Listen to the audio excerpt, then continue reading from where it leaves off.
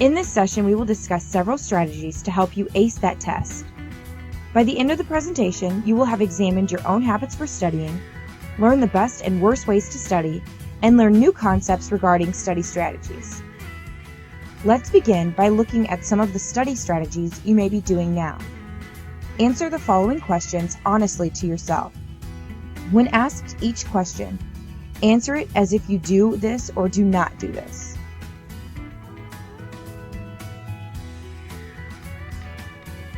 Before every test or quiz, do you begin studying the night before a test? While you are studying, do you sit in a crowded area or have the TV on? Before each test, do you plan on studying for a longer period of time, but end up cramming all the material in your head in a short period of time? If you answered yes to any of the questions, you are practicing some of the worst ways to study. Here are some sure ways to perform at your lowest ability and do your worst work. Waiting until the last minute to study for an exam will ensure a poor grade. It is difficult for our brains to remember a ton of information at one time. Think of it this way. Can a professional athlete wait till the last minute to train for an Olympic event? No way. His or her muscles will never be ready in time. Your brain is the same way. You can't wait until the last minute to study, or your brain will never be ready for a test. Studying while the TV is on is a major distraction. Usually it is fine to study with low music, but a television offers entertainment that you must think thoroughly about to understand the scenario. If you are devoting part of your brain time to thinking about a television show, you are only devoting part of your brain to studying, and this will result in poor reviewing and memory for your exam. Studying in a crowded area or with a large group of people will also distract you from thoroughly reviewing and retaining information. If you have distractions, you will never be able to focus. Finally, cramming all night long with no sleep is a sure way to destroy a good grade on an exam. Think of the example about the Olympic athlete. They cannot cram their training in one night, and neither can you. The brain does not work that way. Additionally, your brain needs rest just like an athlete's muscles. If you overuse your brain all night by cramming information, and it does not rest, you are ensuring an overload on your brain. Let's continue with my questions about your study habits. Answer the following questions honestly to yourself. When asked each question, answer it as if you do this or do not do this. When you study, do you make note cards or rewrite your notes to help you retain and remember information? When you study, do you join small study groups or attend class review sessions? During your study time, do you schedule small breaks into your study session? If you answered yes to any of these questions, you are on the right track to mastering successful study strategies. Here are some sure ways to perform at your highest ability and do your best work. Review your notes daily. If you spend an hour or more after each class meeting and review your notes, you will easily retain the information taught that day and previous days. The more you review material, the more natural it is for you to remember it, and the better you will do on your next exam. Make flashcards to continuously quiz yourself on material. Throughout the semester, make new flashcards as you learn new material, and study all past notes and new note cards to master class material. While studying, avoid any distractions. You should designate a certain area as your study area. Try the library or another quiet location free of distractions such as TV and friends. Get in a routine of going to this place every time you study. Having a consistent place to study will encourage your body and mind to become used to this area, and you will naturally study better. While you study, try to anticipate questions that may be on the test. Base these questions on previous tests or quizzes, material emphasized in class, and your professor's style. If you must study for a long period of time, implement breaks to give your mind a rest. Try a schedule like studying for 45 minutes, breaking for 15 minutes, and studying for 45 minutes again. Repeat this schedule while you study. Another typical thought of students is they only need to start studying once the test day gets closer. Here's a survival tip. Start now.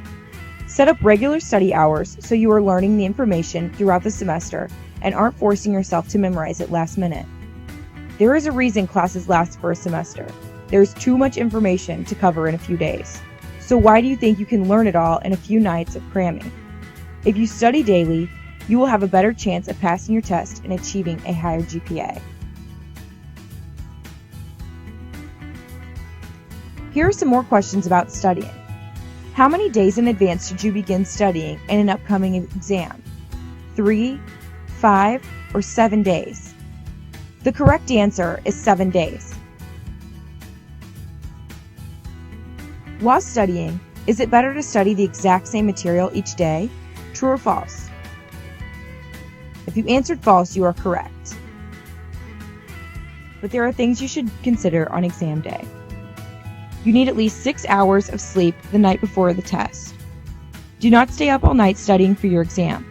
You need to rest and relax your brain before you test it.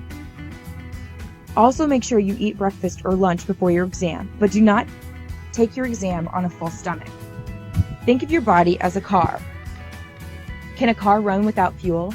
No, and neither can you. But don't eat directly before your exam. Remember how your family told you not to swim for at least 30 minutes after you've eaten? Well, think of test taking the same way. Do not take a test on a full stomach because your body is busy breaking down the food and your body will be tired, whether you know it or not. And finally, think positively. Do not go into an exam thinking you're going to fail because you probably will if you believe it. Instead, go into the exam believing you are going to do well because you spend the last 7 days preparing for it and you know the material. Be confident, it will help you succeed. Now that you know how to study for an exam, let's look at each type of test you may encounter. Like I said before, you should be anticipating questions on the exam based on your teacher's style. There are 3 options: multiple choice tests, true-false tests, and essay tests, or a combination of the 3. Let's look at the tips for each type. You may want to take some notes on this too. For multiple choice tests, consider the following tips. Cross out all answers that are sure to be wrong. This will help you focus on the few answers you think may be right, without talking yourself into something that is for sure wrong. This will also create a process of elimination and will help you find the best answer. Watch out for answers that say all of the above or B and C only. When you see answers like this, don't just mark them, but actually make sure if all the answers are right or if only B and C are right. Remember, these answers are here for a reason, but don't let them confuse you. Be confident with your first choice. Remember to follow your gut. Chances are, your brain made a quick connection to the answer in question, and you should listen to it. Do not talk yourself out of answers. In reality, we can talk ourselves out of the right answer just as easily as we can talk ourselves out of the wrong answer, so trust your first choice. Finally, look for grammatical clues. If definitions are not word for word what you studied, start breaking down sentences and making grammatical connections between the answer and the question. Now let's look at tips for true and false tests. Like I said before, always trust your first choice. If your gut is telling you to pick one, trust it and do not talk yourself out of answers too often. Avoid looking for patterns. No matter how badly we want our professors to spell something out with a Scantron sheet, they aren't doing it. Do not look for patterns in the test. Make each question stand alone and don't let other answers influence each question. Pay attention to qualifying terms like always, never, every time, and so on. Make sure the answer is true to what it states. Is grass always green? No, it's not always green. Sometimes it's brown. Pay attention to these words. Finally, follow this common rule. If there is an exception, the answer is false. Even if the exception only happens once in a trillion times, there is still an exception, so the answer is false.